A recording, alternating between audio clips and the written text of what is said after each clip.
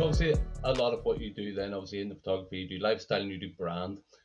What is the difference in both of them? Obviously, I know most people will understand brand is more business and lifestyle is more sort of pictures of people, fashion, things like that. But what is the actual sort of discerning difference between those two niches of photography? So I actually think they're pretty much the same. Like I think it's probably more of a difference between personal brand and brand, like as a business. I always refer to it as brand photography because I think that as a term kind of covers the whole thing. So like when I'm working with my clients, we'll obviously do a range of portraits. We'll do a range of like clothes changes. We'll work with some different locations, but we do those lifestyle. I always refer to them as like lifestyle business photos, which is them working at their laptop in their space, flat lays, kind of all these things, images that represent the lifestyle of the brand, so they can kind of take to social media and tell their story. And I don't think that's kind of that far removed from the kind of personal brand of influencers, for example, who need those lifestyle images to kind of you hear about these shoot. I don't do these, but I know photographers who do, where they'll do 6 months worth of content for an influencer in like a day. They'll be doing like Christmas, Easter, Mother's Day, like it's a big kind of shoot to get those lifestyle type images. So yeah, I think as a business and as a brand, you do need the lifestyle images because that's what you want to promote to your audience. That's what you want to show as a personal brand. But then equally you have the portrait side of it as well, having strong portraiture.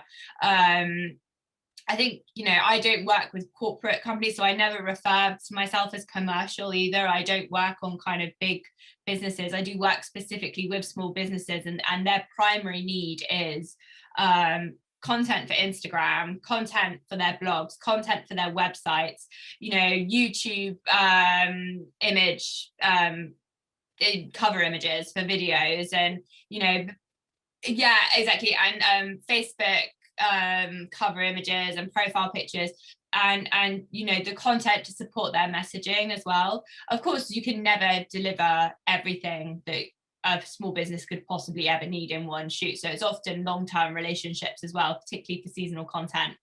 But yeah, I think ultimately brand photography is content creation, which is the same as lifestyle. It's just a different style of photography as opposed to a different genre of photography. Does that make sense? Yeah, yeah, that makes sense. So obviously you run these shoots yourself. I know from looking at your website you do sort of hourly for returning customers, you do half day, full day. If we were looking at a full day shoot with you, what would that look like for someone if they were coming to work with you for a full day of brand shooting? So it would depend on the needs of their business. So, I mean, I'll give an example of one of my clients who I worked with last year, who was a graphic designer. So we plan the shoot, obviously. So once they're booked in, we book in their planning session, which is either done over Zoom or on the phone.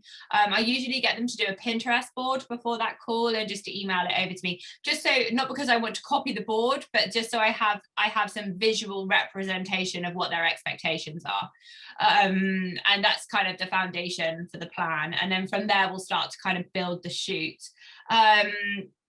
If they require flat lays or product photography, that's usually the first thing I do on the shoot, because it gives me an opportunity to talk to them and for them to get used to having me in their space and being around me.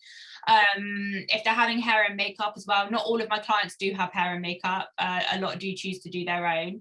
But if they are having hair and makeup, I'll be there for that as well. And that's usually when I would do the flat lays, because it's just a nice time to be social, and then people can get comfortable. Because the other thing you have to remember with working with small businesses is these people, some of my clients haven't been in front of a professional camera before, so it's a big deal. They're quite vulnerable. And yeah, then I usually then do anything that they require in terms of those lifestyle business photos. So in the case of the graphic designer that I was working with, she had an absolutely beautiful office upstairs, and we kind of worked in that space. I actually photographed the space without her in it as well, and then we did some kind of working portraits, lifestyle photos. We showed her on like a Zoom call with a client, kind of thinking about all the different aspects of the business and what she might want to talk about with her audience, because I think that's the most important thing. It's not, what I remind my clients is that this isn't actually about them. This is about their audience and their potential clients and what they need to see and hear from them. So that kind of storytelling of the business. So for example, an image of, say, a client, my client with their client on Zoom, is a way that they can then have that image, but that can then lead on to the content about what the early stages of working with them might be like. How do they plan out their brand, and how do they, you know, communicate with their clients? It's the imagery ultimately supports the content and the message. It's about getting people to stop.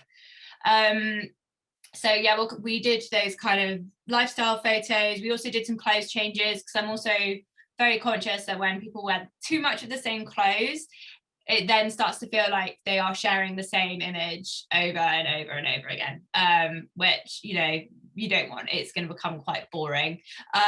So for a full day, I usually recommend about 5 different clothes changes. And then, yeah, we kind of did, because she was a graphic designer, we also did some live mood boarding. So kind of her cutting stuff out of magazines, like places she'd find for like inspiration. She was also a painter as well. So we took some photos of her paintings. That kind of just gives her some content to maybe show more of her personal side to her audience. And then after that, we went to her local pub, because she wanted some kind of photos out with her with a cocktail, so she can kind of, those kind of like, yay, it's Friday type posts. And, you know, this is all kind of her thinking about her content, me guiding her on her content, and then looking at how we can kind of build the shoot around that. And then at the end, the kind of last part of the shoot is where I focus on the kind of real portraiture, because by that point they've gotten so comfortable with me around that they don't need those props anymore. They don't need to have their laptop there or the drink in front of them or something to hold. They've really started to come into the shoot themselves. But we she also wanted to show some photos with her and her dog and her husband. We did some really beautiful portraits in a local park, which I love. In fact, I'm sharing her blog post tomorrow. And yeah, we just got some, she wanted to create a GIF as well, of her opening a bottle of champagne. So we kind of did that as well. So it's just, you know, it's so bespoke to each business. You know, I worked with her, but then, you know, I worked with some wedding planners at Christmas who had a full day, who, you know, had a whole different brief for what it was that they required from their content. So it's always good fun as well. I like people to have a positive experience and to feel like they enjoyed having their photo taken. So, I mean, so I've done photo shoots and stuff like that before, because I'm a massive fan of actually building brands around content and putting out relevant content, as well as, like you say, lifestyle content. But as a marketer, one of the things that pains me the most is to see other marketers that don't. And I mean, we're fantastic at putting out content for our clients. We're fantastic at organizing their photo shoots and organizing their content strategies. But you will very rarely find a digital marketer or someone in the digital space like this that actually invests in their own content in that way. We're great at putting out posts on here's top 5 tips and stuff like that and quick videos, but I don't think enough people are actually going and getting these brand photographs taken to sort of, as you say, liven up their feed, to put more colors in there, to change it up a little bit from the norm of just here's 5 tips on this, here's 10 reasons you should do this, and blah blah blah. But do you think it's increased recently, or do you think is there maybe a trend coming where people are going to want more of these photographs for their brands? Absolutely. I think it's great. I think I'm seeing since, I mean, I was one of the early adopters to this style of photography. Like back in early 2017, it was a very big thing in the kind of American entrepreneurial world, to kind of have a personal brand shoot, you know, to pay to invest in professional content. I think over here you kind of had commercial photography and you kind of had headshot photography, but there wasn't any of this kind of, and you obviously you had the influencer world as well. So you kind of had photographers that were working with influencers to build their personal brands, but I don't think the kind of average small business owner really felt that that was something that was accessible to them at that point. So there was kind of me and a couple of other photographers within the London area that kind of started to offer this as a sideline to our wedding photography. And yeah, since then I've seen a lot more photographers come into it, which I think is great, because it's also the beautiful part about brand photography is that there's so much work, there's an abundance of work, because there's tons of small businesses, and they need a continued supply of images. And I think more and more small business owners are realizing that this is a worthwhile investment, and it's actually an investment that they're entitled to. And this kind of brings me back to the modesty issues with women feeling like it's that they're going to be called vain, or people are going to think, oh, who do they think they are? And the whole idea of spending money on a photo shoot for just yourself is quite an uncomfortable concept. And it's not that feeling doesn't just apply to women, it also applies to men as well. And actually I would say that there's a massive gap in the personal brand photography market for men.